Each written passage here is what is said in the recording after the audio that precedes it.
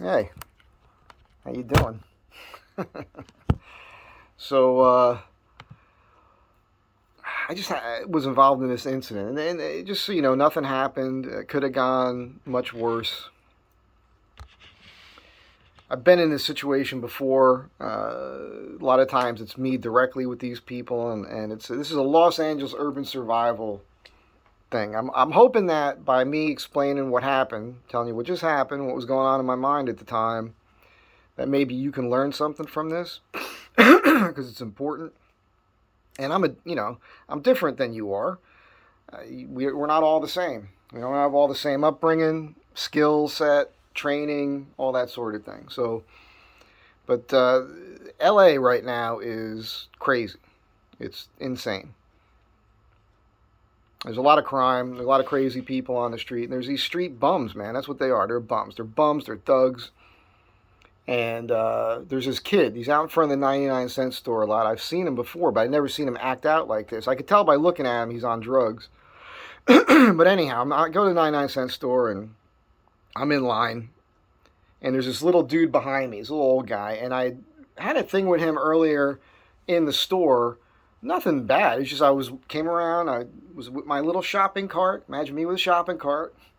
And I come up and he's blocking this aisle. So I just stopped until he would noticed me. And then when he did, he went like this, and like really overly dramatic, like he was afraid of me. And I kind of smiled with my eyes because I got the bandana on, so I don't offend anybody, you know. And that was it. I remember thinking about it. Like I thought he was just being funny. I didn't think too much about it. And then, 5, 6 minutes later, I'm in line and I'm at the cashier and he's behind me and I hear this commotion all of a sudden. And there's this dude, this street kid. I keep calling him a kid because everybody's a kid to me because I'm old now. But if I had to guess, I would say late 20s. And he's a big kid, at least 6 feet tall, maybe a little taller. He's wearing a tank top, big deltoids on him. I could tell if he wanted to throw, he could probably throw. And he had a lot of bad jailhouse ink on him. And he's just mouthing off to this guy. He's picking on him. And he's like, "You want to go outside?" All the stupid stuff that you hear. And I'm just watching this. I'm looking directly at this kid's face, hoping he makes eye contact with me so he could register, hey, there's somebody standing here that's not going to put up with your bullshit. But I don't even know if at that point if he noticed me even with his peripheral vision. He was real focused on this little guy.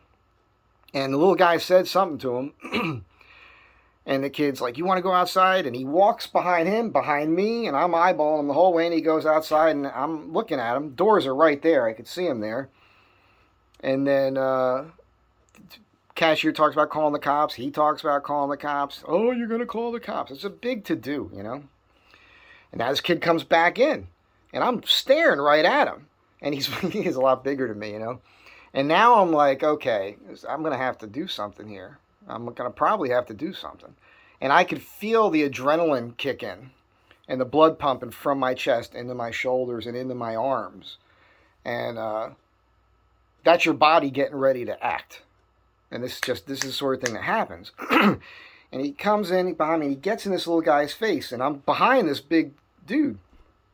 And I'm like, okay, what am I going to do here? I'm waiting for it to get physical. If he would have put his hands on this guy, I would have chopped his leg down from behind and just, choked him out or knocked him out or something. And, but it's just barking at this point. And then everybody's mouthing off, so he walks to the back line, goes to another line. And now this little guy is highly animated, and he's kind of, "Did you see that? You're my witness." And I got in his face myself. I said, "Hey, man, stop talking. Be quiet. Stop feeding into this." I'm trying to get the point across to him. You cannot feed that emotional nonsense because that's what's going to spark things off. I have been in this situation a lot, many, many, many times. I'm not going to give you my whole life story. I think you get enough of it here. I've been in a lot of bad areas, a lot of dangerous situations. I've defended myself, and I've, hurt some people in my life, and I'm not happy about it. And I've got different ways that I deal with it. Anyhow, this guy goes over the other side. The little dude is yelling, and I said to him, I said, "Look, man, he's only picking on you because you're half his size. That's all this is. Just let it go. Be quiet. Nothing has happened yet. Right? Right now, it's just talking. Just leave it there. Stop." And now I'm trying to deal with the cashier here, and I said to him, I said, "He's picking on you." You notice he didn't say anything to me. And he's like, "Well, the tattoos." And the guy hears the word tattoos, flips out again, comes back around, and he starts up. But now he keeps his distance. Now he's recognized I'm there, and I'm engaging with this guy. So he's definitely keeping a distance now. Now, I'm just thinking this whole thing out in my mind, and there's 100 things going through my mind. And I happen to be packing at the time. I don't always, but when I go into some of these stores, I do, because ever since COVID hit, I've been witness to too many situations. I had a couple people try to start something with me already, and I'm not looking to hurt anybody, but better safe than sorry. Cops aren't around. Cops show up after something happens, so it's up to you to protect yourself. And I'll tell you, I've had a lot of street fights. Surprise, surprise. When I was younger and not as strong or knew really what I was doing, and I don't know where this comes from, it's something I've been doing since I was a kid.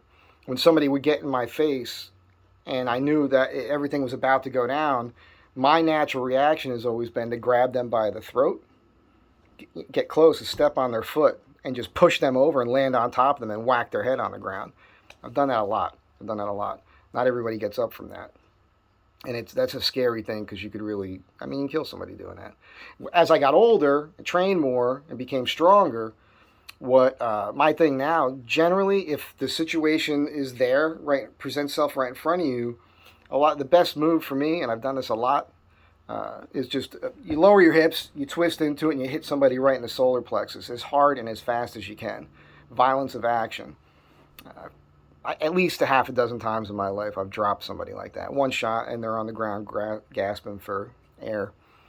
And all these things were running through my head. When he had his back to me, he was such a big guy, I even thought about hitting him in the head with the handgun. But I didn't take that out. Nothing happened. This is all about more like how to deal with the situation. The best way to deal with the situation when somebody's in your face yelling and screaming is you let them yell and scream. One of the best things about having been in the Marine Corps, I don't care who you are, how big and scary you are, or you think you are. If you're yelling and screaming in my face, and there's enough distance where, I can deal with it, doesn't faze me at all. I just look at you like, and that usually just by being quiet and looking at them, letting them know that you're not afraid of them, that will peter itself out. They're going to burn themselves out because you're not feeding the fire. You're not stoking the fire. You got to shut up when you're dealing with crazy people. That's the key. Afterwards, I went out, put my stuff in the van. By the time I put my stuff in the van, I looked out in front of the store, and this kid was out there. So I made sure to bring my cart back over there, put it away, and made sure he got a good look at me. And I was looking right at. I gave him an opportunity to mouth off or start something with me, because I was a little aggravated by his what he was doing to that poor old guy. But all this is, the only reason I'm telling you this story is this stuff's happening all the time. It happens everywhere. And here right now, it's happening more than normal. It's crazy. There's a lot of crazy people on the street that they just shouldn't be on the street. He's not that stupid. You could tell by looking at him and how he looks. He's made a lot of poor life decisions, but he came real close to making a couple more today, but he didn't. So, anyhow, just getting that kind of off my chest. A little Los Angeles urban survival technique for you there. You cannot feed into it. When somebody's getting crazy, your best thing is to just, if you can get away, get away. But you have to be careful about turning your back on these people. Right? A lot of times if you turn your back on them, it's giving them an opportunity to sucker punch you. So you have to be aware of that sort of thing. Don't think that having a weapon on your person is going to save you either. You have to know what you're doing with it. So I don't know what to tell you, man. Try to avoid that stuff. Situational awareness. When you're walking around, you should notice people. You should play scenarios out in your mind. You should know what you're going to do in a bad situation and be prepared for it all the time. And it sucks. right? That you have to do that, but you have to do that. The people who get hurt, maimed, killed, raped, a lot of the times they're not focused on that. They're focused on their phone. Uh, they're just not seeing it. They don't think people are capable of it. I don't know what's going on in people's minds, but there are dangerous, crazy people out there walking the streets. I actually said to the guy, he was yelling so loud about it. What people? Can you believe people? I said, you're in Los Angeles, man. There's millions of people here. There's going to be a higher percentage of crazy people. That's exactly what I said to him. And he got that. I could see it in his face. But I get the feeling, looking at that guy, he's probably been in these situations before, been picked on, beat up or something, and he doesn't realize that probably the main reason for it is him. It's his own fault to a certain degree. I hate to put it that way. But if you carry yourself a certain way, and you just don't know how to deal with these situations, then those people, they see you as a victim, man. And if you have something about you that instigates them, it's like flipping a switch for a crazy person. So you have to be aware of it. Anyhow, good luck. Be nice to one another. Train, work out, get your mindset right. Be prepared for anything. You just don't know what's going to happen.